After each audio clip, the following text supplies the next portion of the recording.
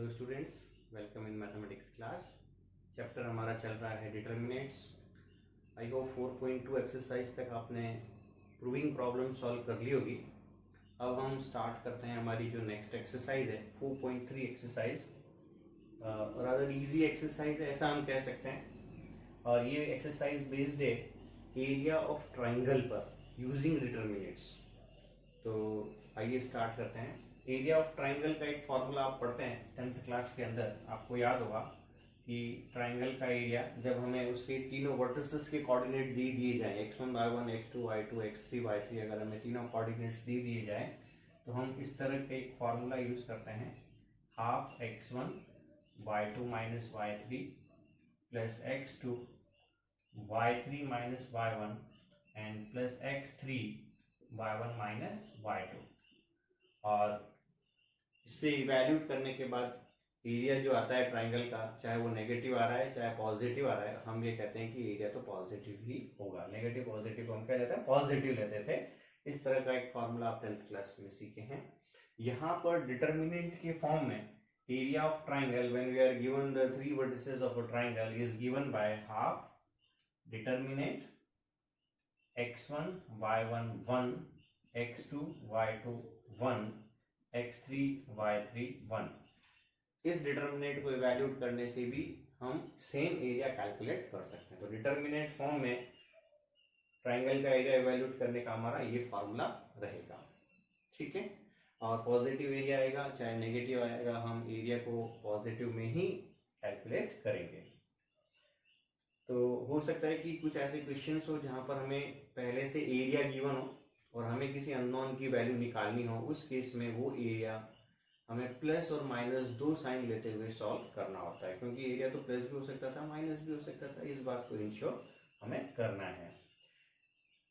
साथ ही अगर किसी ट्राइंगल का हमने एरिया इस फॉर्मूले से कैलकुलेट किया और जीरो आ गया, तो इससे हम क्या कंक्लूजन निकालेंगे, राइट? हम इसे कंक्लूजन निकालेंगे कि वो जो तीन पॉइंट्स हैं वो एक्चुअली कोलिनियर पॉइंट्स है। याद होगा आपको, कोलिनियर पॉइंट्स के केस में एरिया ऑफ ट्राइंगल क्या होता है, जीरो होता है। यानी ट्राइंगल का एरिया जीरो आ रहा है तो पॉइंट्स कोलिनियर है, और वाइस वर्सा अगर पॉइंट्स कोलिनियर है तो एरिया ऑफ ट्राइंगल क्या होगा, जीरो। उस केस में हम इसको इक्वल टू जीरो लिख देंगे। इन सभी टाइप की जो प्रॉब्लम है बेसिकली इस एक्सरसाइज से बिलोंग करती है। तो हम कुछ प्रॉब्लम सॉल्व करते हैं। पहला है find the area of triangle with coordinate 2 7 1 1 and 10 8।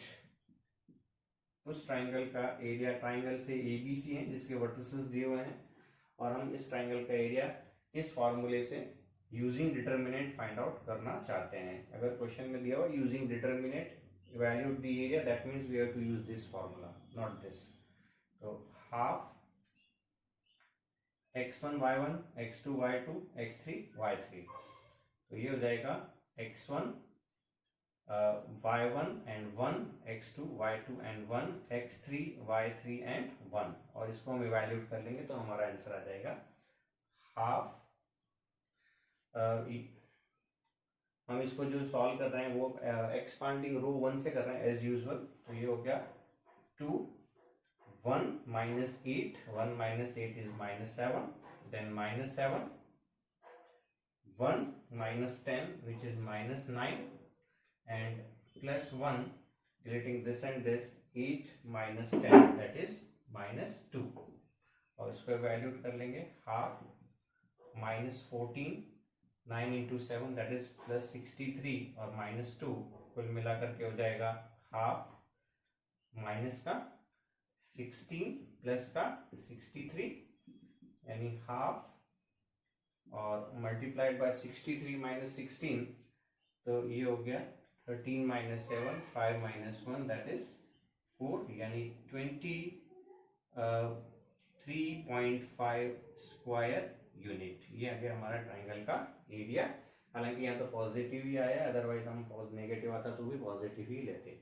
Basically एक बहुत ही सिंपल केस है, हमें इस फॉर्मूले को लर्न करना है, वैल्यू पुट करनी है और एरिया फाइंड आउट कर देना है।